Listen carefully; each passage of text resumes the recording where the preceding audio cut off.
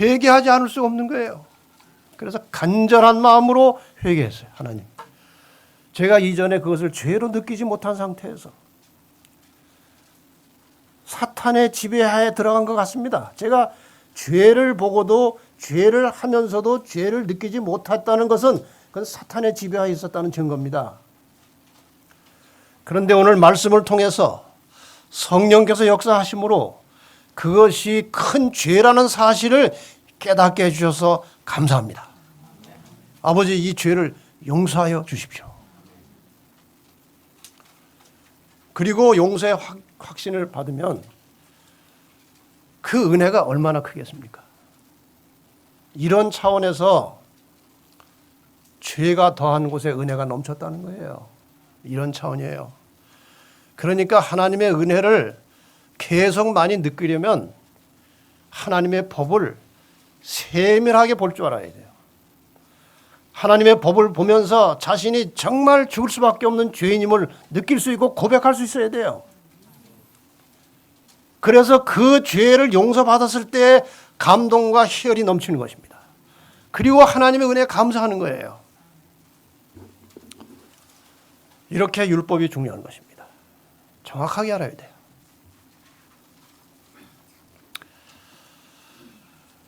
여러분, 종종 울면서 통회해 본 적 계십니까? 통곡을 하면서 혹은 많은 눈물을 흘리면서 회개한 적 있으십니까? 있죠. 그거 하고 나면 마음이 어떻습니까? 그게 은혜예요. 그게 은혜예요. 그 불치의 병에 걸렸다가요, 이런 정말 이 속에서 우러나오는 통곡하는 기도를 드린 다음에 그 질병이 극적으로 치유되는 경험들이 많이 있습니다. 그게 치유가 되는 거예요. 예수를 깊이 아는 것이 율법과 죄를 분명히 깨닫게 되는 것입니다. 왜요? 예수는 말씀이에요. 예수님을 펼쳐놓으면 말씀이고 말씀을 축소하면 예수 그리스도예요. 그래서 예수를 제대로 깊이 아는 것이 율법과 죄를 분명하게 깨닫는 길인 것입니다. 여러분, 하나님의 말씀을 늘 가까이 깊이 대하시기를 바랍니다. 많은 사람들이 율법이 폐했다고 자꾸 하는데 예수님은 절대로 그런 말씀하지 않으셨습니다. 마태복음 5장, 내가 율법이나 선지자를 폐하러 온 줄로 생각지 말라. 폐하러 온 것이 아니요 완전케 하려 함이로라. 내가 그 율법을 철저하게 지킴으로 죄인도 하나님의 법에 순종할 수 있다고 하는 것을 내가 보여주기 위해서 왔다는 거예요. 진실로 너희에게 이르노니 천지가 없어지기 전에는 율법의 1.1획이라도 반드시 없어지지 아니하고 다 이루리라.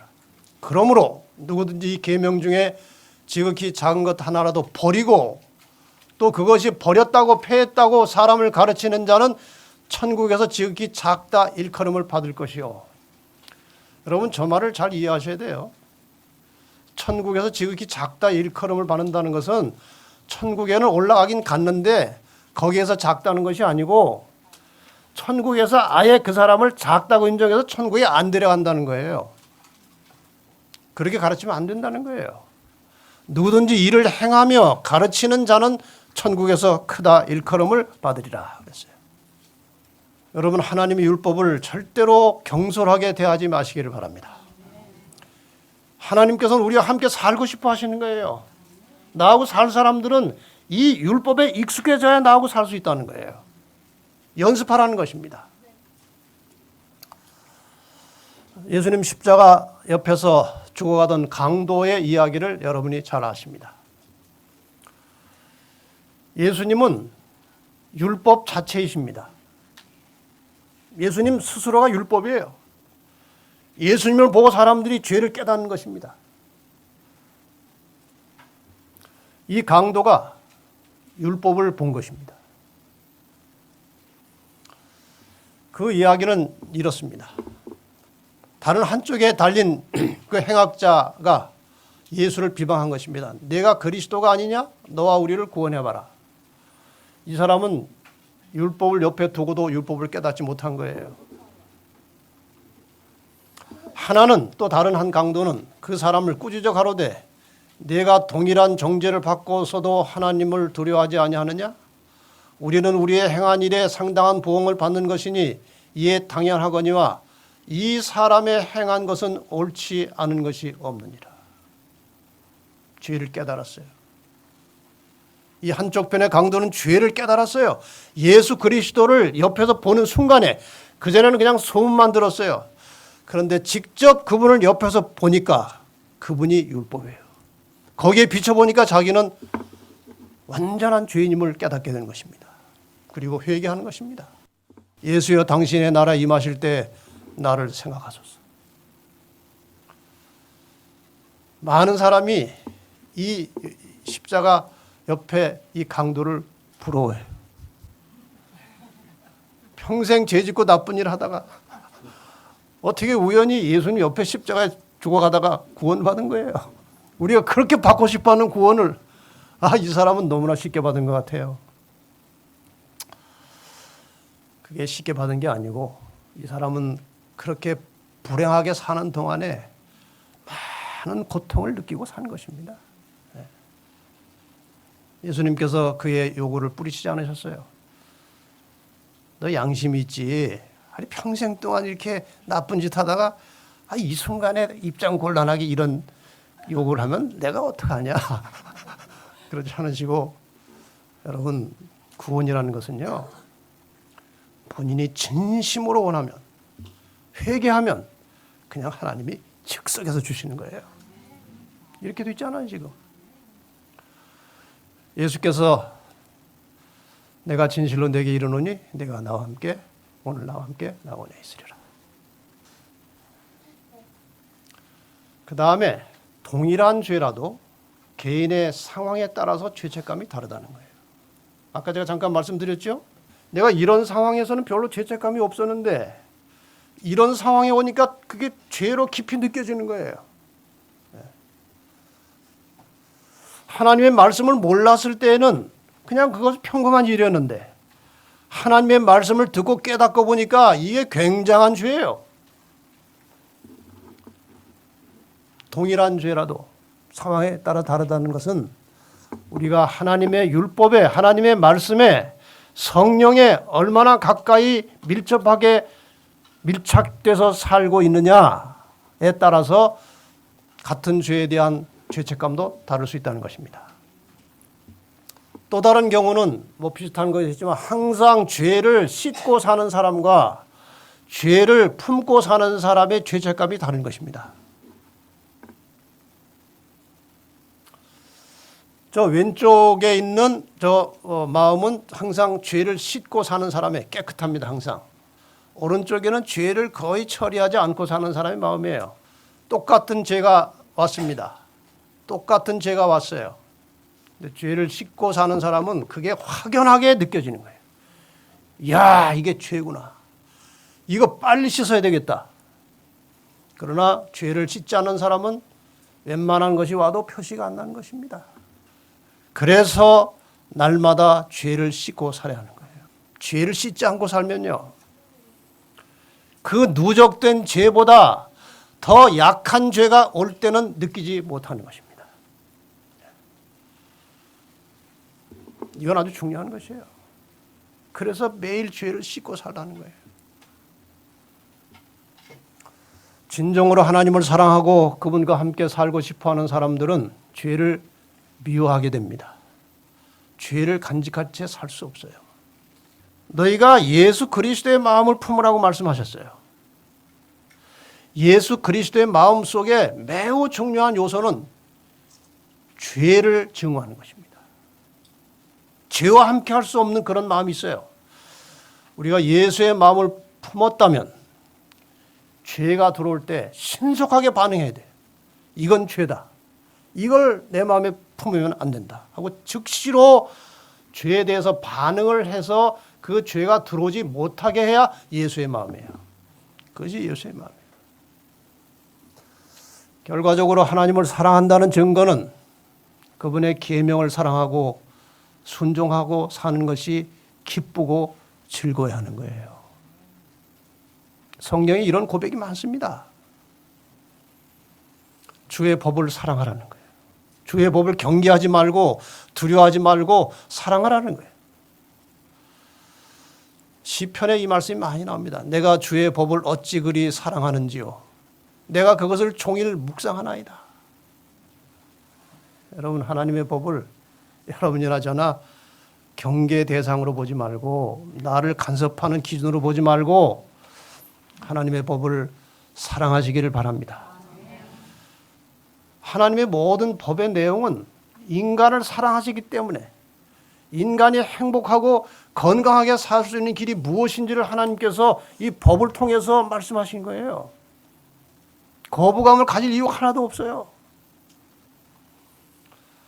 내가 두 마음을 품는 자를 미워하고 주의 법을 사랑하나이다. 내가 주의 법도 사랑함을 보옵소서. 내가 거짓을 미워하며 싫어하고 주의 법을 사랑하나이다.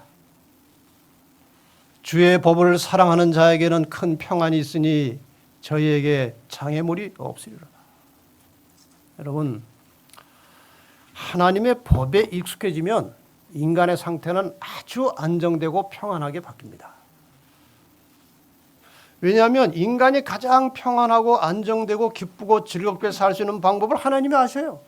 창조주시기 때문에. 그러므로 그분이 하신 말씀을 사랑하고 지킬 때 인간에게는 진정한 평안이 오는 것입니다.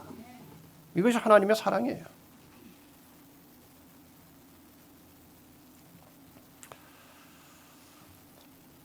여러분, 아브라함 링컨을 아시죠?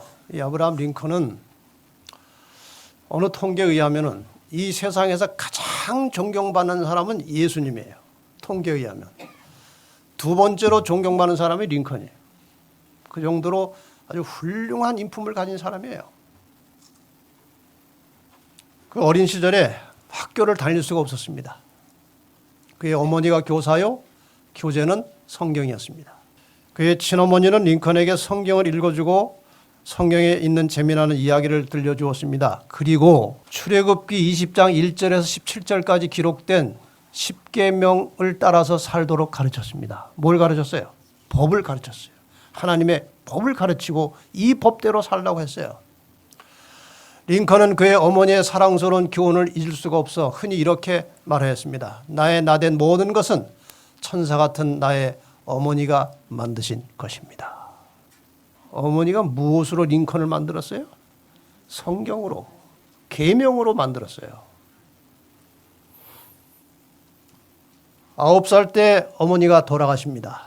아브라함 링컨에게 유언을 합니다. 아브라함아, 나는 너를 떠나서 다시는 돌아오지 못한다. 나는 너가 착한 소년이 될 것이며 너의 아버지에게도 친절할 것을 안다.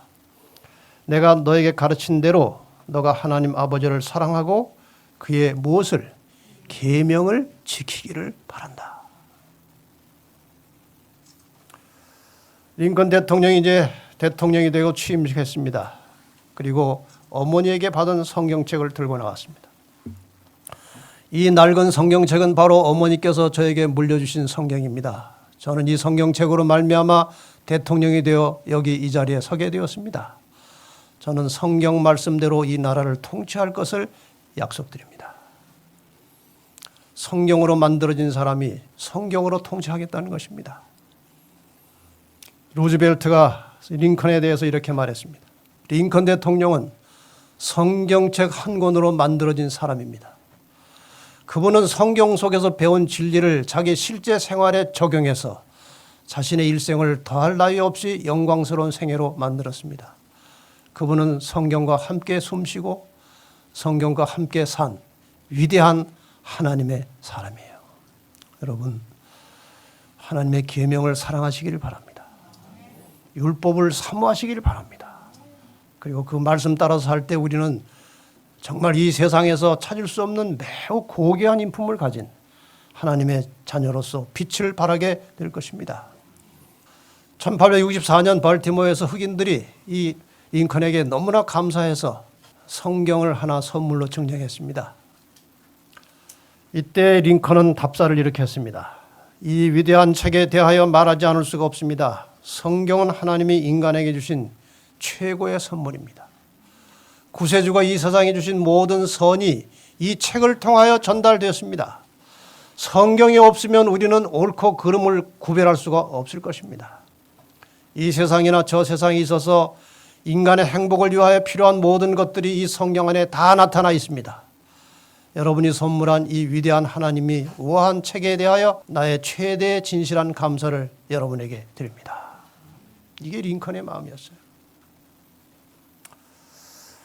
이제 마지막으로 죄와 상관없이 살아가는 방법을 잠깐 소개하겠습니다.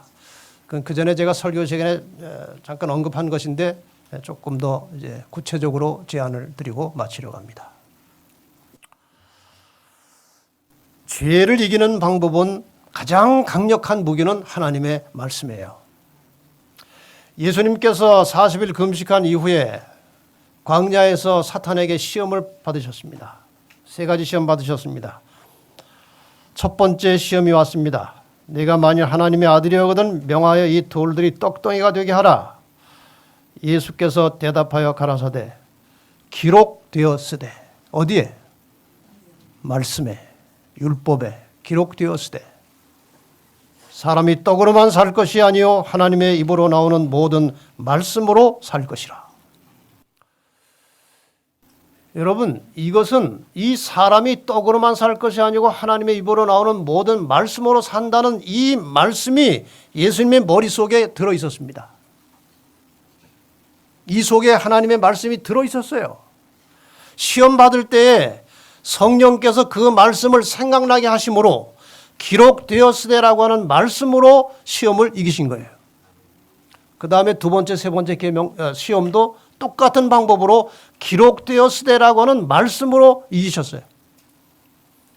말씀으로 죄를 이길 수 있다는 것입니다. 날마다 열심히 하나님과 그가 보내신 예수 그리스도를 알고자 힘쓰는 자는 심령의 힘과 능력을 얻을 것이다.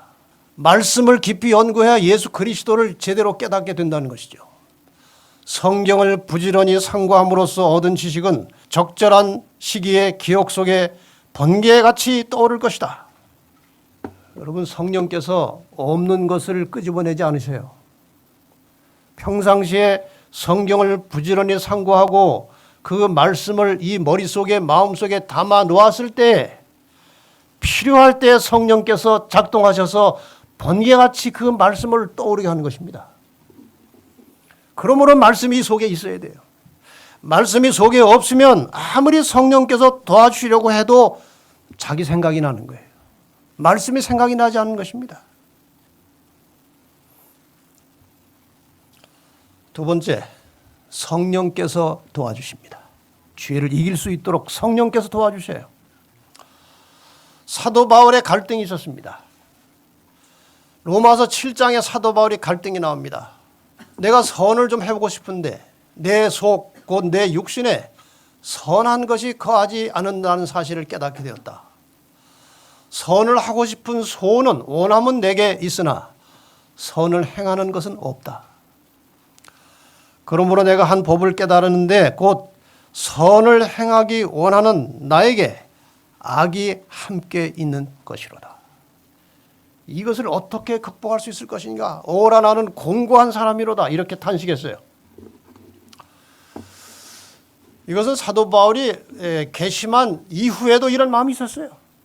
여러분이나 제가 침례받고 하나님 백성이 된 이후에도 이러한 마음이 있듯이 사도 바울도 이런 경험을 한 것입니다. 그런데 어떻게 극복했습니까? 7장에서 이런 고민을 하다가 8장에 가서 해결이 나옵니다. 예수 그리스도 안에 있는 생명의 성령의 법이 죄와 사망의 법에서 너를 해방하였습니다. 성령께서 나타나신 것입니다.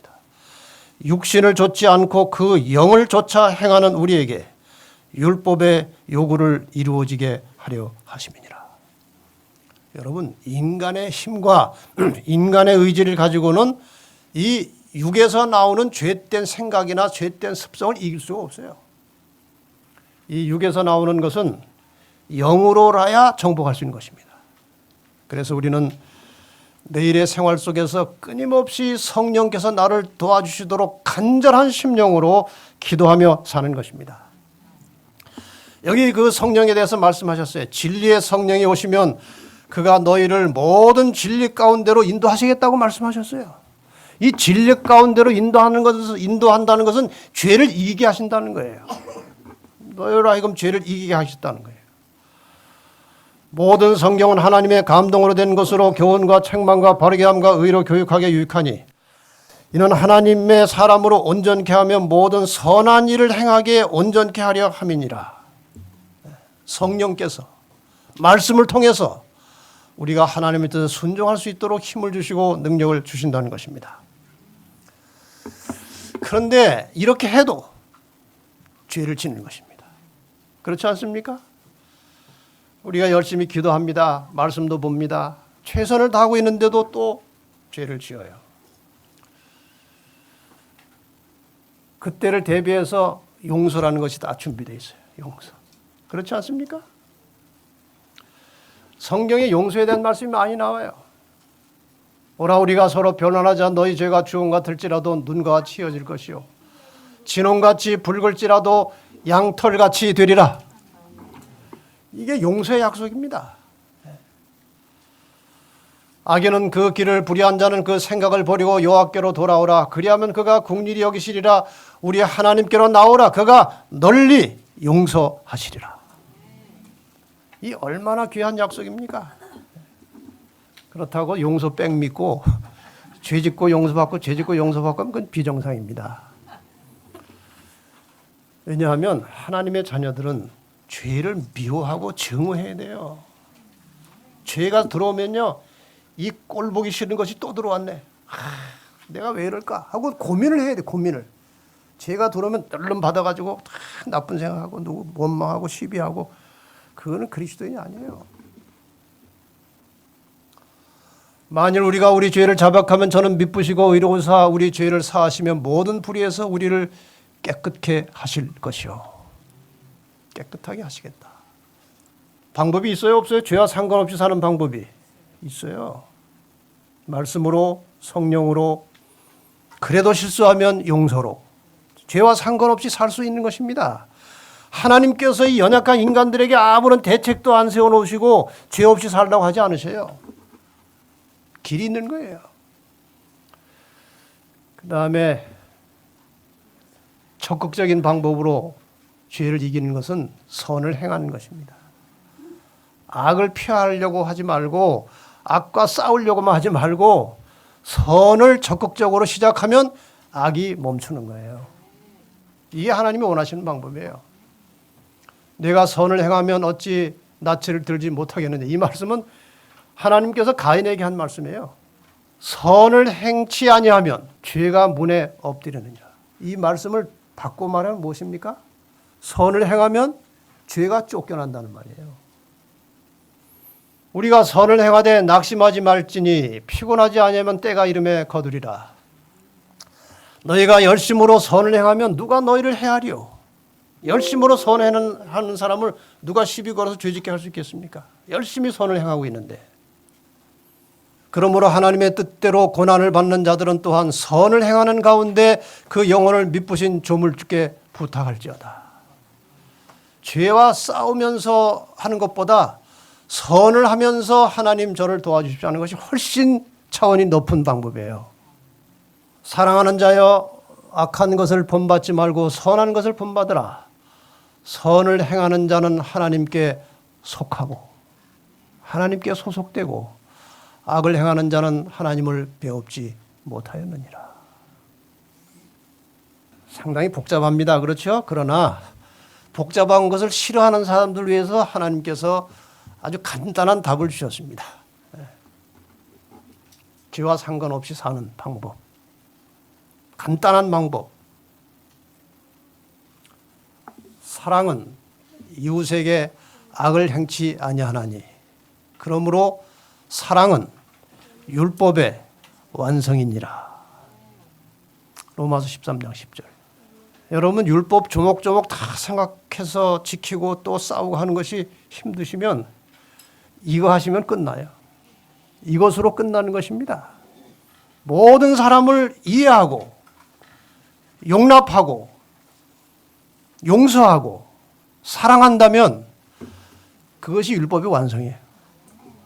그렇지 않습니까? 골치 아프게 이것저것 따지고 믿고 싶지 않은 분들은 이걸 하세요. 그럼 끝나는 것입니다. 갈라디아 5장 14절에도 답이 나와 있지 않습니까? 온 율법은 내 이웃 사랑하기를 내 몸과 같이 하라 하신 말씀에 이루었느니라. 여러분, 이 교회에 출입하시는 동안에 이것을 배우시기를 바랍니다. 가족에서도 물론 가정에서도 사랑이 필요하지만 이렇게 서로 각기 다른 사람들이 모인 이 교회에서 배우는 매우 중요한 공간은 서로 이해하고 사랑하는 것을 배우는 장소예요. 여기가 훈련장입니다. 여러분, 교회에 오셔서 매 안식일마다 성도들을 만날 때마다 사랑하는 훈련을 하시고 율법을 이루시기를 바랍니다. 마지막으로 유명한 성 프란시스의 평화의 기도를 잠깐 한번 잘 아는 말씀이지만 돌아보겠습니다. 나의 기도로 생각하시고 들으시기 바랍니다. 주님, 저를 평화의 도구로 써주소서. 미움이 있는 곳에 사랑을, 다툼이 있는 곳에 용서를, 분열이 있는 곳에 일치를, 의심이 있는 곳에 신앙을, 오류가 있는 곳에 진리를, 절망이 있는 곳에 희망을, 어둠이 있는 곳에 광명을, 슬픔이 있는 곳에 기쁨을 가져오는 자 되게 하소서. 위로받기보다는 위로하며, 이해받기보다는 이해하며, 사랑받기보다는 사랑하게 하여 주소서. 우리는 줌으로써 받고 용서함으로 용서받으며 자기를 버리고 죽음으로써 영생을 얻기 때문입니다. 아멘. 이렇게 우리에게 행복한 기쁨의 말씀을 주셔서 감사합니다. 죄에 대하여 진노하시는 하나님을 이해하게 하시고 하나님을 진노케 하는 죄를 버리고 죄와 상관없이 살아가는 성도들이 되게 하여 주시옵소서. 아버지, 저희가 얼마나 연약한지 주님이 아십니다. 연약해서 쓰러지고 넘어질 때마다 깨닫게 하시고 일으켜 주시고 마음을 정결하게 회개하게 하시고, 그래서 매일의 생활 속에서 우리는 하나님을 진노케 하는 죄와 상관없이 살아가는 성도들이 되게 하여 주시옵소서. 아버지, 죄를 미워할 수 있는 마음을 주시옵소서. 죄가 우리 아버지를 얼마나 가슴 아프게 하고 얼마나 고통스럽게 하는지 깨닫게 하시고, 그래서 죄를 멀리하고 항상 죄를 씻고 주님의 사랑을 마음에 품고 살아가는 진정하고 진실한 성도들이 되기를 원합니다.